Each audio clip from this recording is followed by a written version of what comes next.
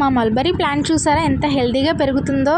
దీనికి క్రాప్ అయిపోగానే లీవ్స్ అన్ని తుంచేస్తే మళ్ళీ వెంటనే క్రాప్ వచ్చేస్తుంది. చిన్న చిన్న లీవ్స్ మొగ్గల్లో వచ్చి చాలా బాగా వస్తుంది. దీనికి సీజను అన్ సీజన్ అని ఏమి ఉండదు, సంవత్సరం అంతా కాస్తానే ఉంటుంది అనమాట.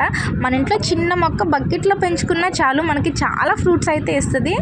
ఫ్రూట్స్ కూడా చాలా టేస్ట్గా ఉంటాయి. బ్లాక్ కలర్ అయ్యే వరకు ఉంచాలి, తీయగా అవుతాయి.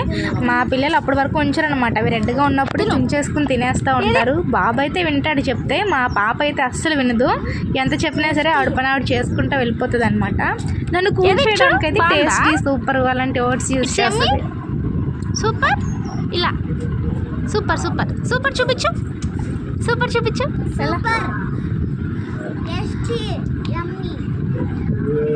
చేసిన 10 డేస్కి చెట్టు అంతా ఇలా వచ్చేసింది అనమాట. ఎప్పుడు రెడ్ కలర్లోనే కాదు, వైట్ కలర్లో కూడా చూస్తే బాగుంటుందని చెప్పి వీడియో తీశాను. ఈ వీడియో మీకు నచ్చినట్లయితే లైక్ చేయండి. ఇలాంటి మరిన్ని వీడియోస్ కోసం సబ్స్క్రైబ్ చేయండి. Thank you.